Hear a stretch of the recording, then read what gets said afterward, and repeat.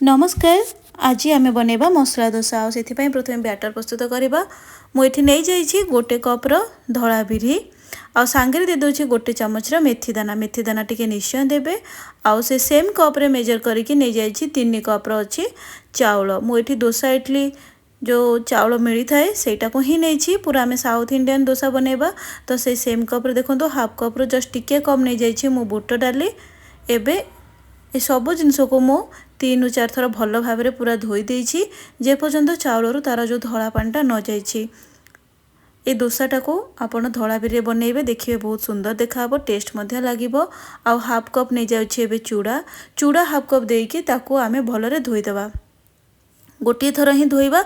धोई सारा पर सेतरे पानी देकी आमे ताको ओवरनाइट सोका पई छाड़ी देबा। 6 7 घंटा आपण एमती सोका पई छाड़िबे। 6 ରୁ 7 घंटा परे एबे देखंतु सब जिनस पूरा भलरे फुली जाइछि। एबे हमें कौन करबा ना आकु गोटे ब्लेंडिंग जार रे दे देबा। तो आमे एमती मु जो एक्स्ट्रा पानी थिला से सब बाहर कर देछि। आ ब्लेंडिंग जार रे अधा देबा। अल्प अल्प करके ग्राइंड करबा बहुत भल रहिबो। अल्प पानी मध्य सेथिरे देबा। आउ टिके पानी मु ब्लेंड करला बेले मध्य देइथिले। तो एबे देखंतु मु पूरा चिकन करके बाटी नेछि। बैटरटी पूरा चिकन करके बाटिबे। आ अन्य जो थिला हमर बिरी चाउल सेटा को भी मु बाटिकी एबे गोटे एमती गोटे गहिरिया जगार रे दे देबा। एबे आकु मु 10 मिनिट जाके एमती मु गोळेई देछि भलो भाव रे। मेथी दाना एथे निश्चय देबे। जेहेतु आमे साउथ रे रहउछु तो सेति पई मु एठी साउथ इंडियन डोसा बनैछि पूरा प्रॉपर्ली बनैछि जेमती कि एपर साइड रे बना जाए। तो एबे आमे ताको कवर कर देबा। आउ ताको 6 ରୁ 7 घंटा पई एमती छाड़ी देबा। से पूरा भल रे फॉर्मेट हे जिवो। 10 मिनिट गोळेई सारला परे हाथ रे तापर देखंतु मु आको 7 घंटा पूरा कवर करके रखी देछि।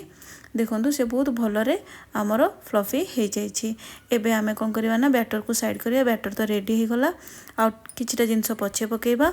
एबे आमे गोटे कड़े रे तेल गरम कर देबा। सोरिष तेल 3टी सिझा आलू को मु नेछि। तार दोसर आमे कोन करबा ना सेथरे मु लूण मध्ये ऐड कर देले। एटा आमे आलूटा बनैबा। आलू मसलाटा तेल गरम होला पर सेथिरे मु टिके बादाम दे देछि। बादाम को फ्राई कर नोछि। एबे सेथिरे मु गोटे चम्मच दे दोछि बुट डाली। बादाम टिके फ्राई हे साला पर बुट डाली के दे देकी ताको मध्ये आमे फ्राई करनबा। सुखा लंका आमे टिके दे देबा। एबे आमे सेथिरे गोटे चम्मच रे सोरिष देबा। सोरिष भल भाव में फुटी आसला परे भृसंग पत्र देबा। भृसंग पत्रटा आपण निश्चय देबे जेहेतु साउथ इंडियन डिश तो भृसंग पत्र निहाती पड़िबो। आ तार गोटे सुंदर फ्लेवर मध्य आसीबो। एबे सबको लो फ्लेम रे भल भाव में आमे मिक्स करनबा। सब किछि हमर 50% सिझी जाइछि साइड कर देबा। मीडियम साइज रे कटा प्याज मु गोटे नै जाइछि। मीडियम साइज कटा प्याज रो फाळे प्याज मु एठी चॉप करके नैछि। प्याज को आमे टिके सॉफ्ट हला पर्यंत फ्राई करबा। तापर ताको भल रे सबको भल रे मिक्स करनबा। एबे मु हाफ चम्मच रो अदा रसुण रो पेस्ट सेथरे ऐड कर देछि। ए अदा रसुण रो पेस्ट देकी ताको आमे 2 ରୁ 3 मिनिट भल भाव में एमती फ्राई करबा ना तो तार रस स्मेलटा रही जिवो। एबे 2 ରୁ 3 मिनिट पर आमे सेथरे आमे सुखा मसला सब देबा। हाफ चम्मच कम अच्छे हळदी गुंड लंका गुंड दे देबा। सेथरे आमे ए आलू मसलाटा बहुत टेस्ट लागे। तो आपण जदि बादाम निश्चय पकेबे ताहले जाइके निश्चय भल लागिबो। एबे आमे सेथिरे टिके जीरा गुंड हाफ चम्मच कम आ अल्प लूण देबा। जेहेतु आमे आलू जो जेतोळे चकटिले सिझा आलू को सेथिरे मध्ये मु लूण देइथिले तो मसला को देखिकी लूण टिके देबा। आ सांगरे आमे टमाटो टिके मध्ये ऐड करबा। फाळे टमाटो ही नेछि। एबे सेथिरे 2 ରୁ 3 चम्मच पानी देके सबको भल भाव में आमे मिक्स करनबा। एबे देखंतु मसला हमर एठी हे गलानी। एबे कोन करबा ना आमे आलू चकटाटा को सेथिरे ऐड कर देबा। जो चकटी की रखिथिले सिझा आलू को ताको दे देबा। भल रे फ्राई करनबा। पूरा डार्क फ्राई करबा एठी किछि दरकार नाही। भल रे फ्राई कर साला परे मसला रो स्मेलटा आलू भीतर को जिया पई आमे टिके कवर करनबा। कवर कर साला 2 मिनिट हे सालानी। 2 मिनिट पर मु आपन को देखौछि एठी एबे हमर आलू चकटाटी बहुत भल भाव में हे जाइछि। एबे आमे आको कोन करबा ना साइड करनबा।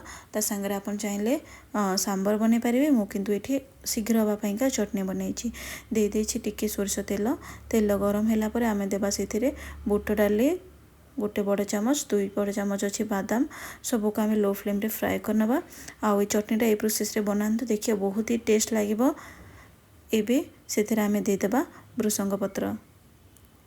भृसंग पत्र को टिके फ्राई कर साला परे सेथिरे आमे ऐड करबा पुदीना पत्र। सॉरी एटा है धनिया पत्र को आड करके टिके मिक्स कर सारा पर आम से देवा पुदीना पत्र। जदि आपको भिडियोटी भल लगे ताहले लाइक कमेंट और मो चैनल को प्लीज सब्सक्राइब करने। पुदीना पत्र को फ्राए कर सारा पर मुझे दे दूची नड़िया टिके नड़िया को नड़ियाटा को टिके फ्राए करदे तापर से आम देदेबा देखूँ 4टी रसुण कोला आउ छोट अदा खंडे।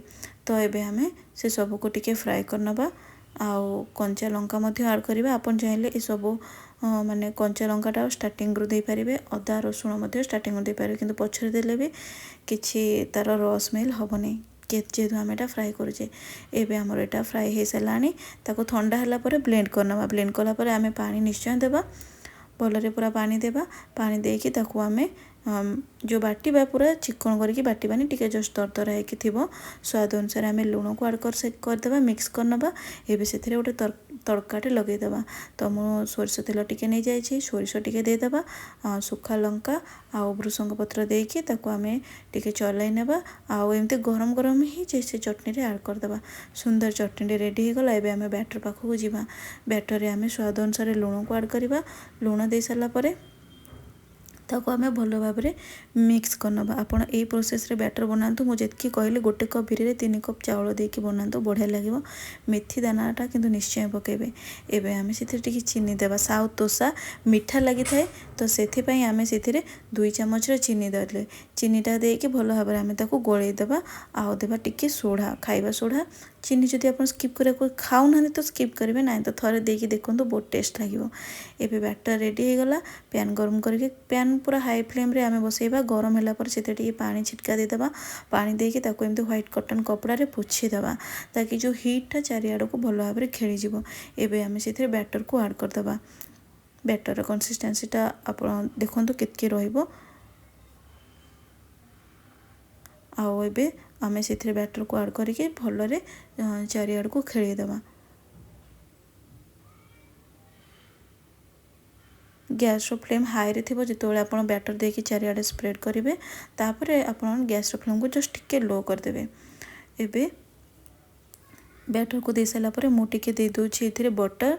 जदि आपण बटर देबे अच्छी तो दिंतु नाई तो आप तेल आड करेंगे। मु भी तेल देती किंतु टिके अधिक टेस्ट लगे आम ये बटर आड करवा।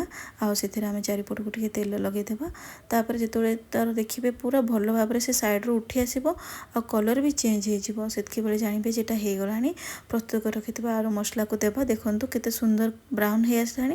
आम आपको ए उठे नेबा। प्रस्तुत हो गला आमर सुंदर जलखियाटी। आज एतिके। नमस्कार। जय श्री जगन्नाथ।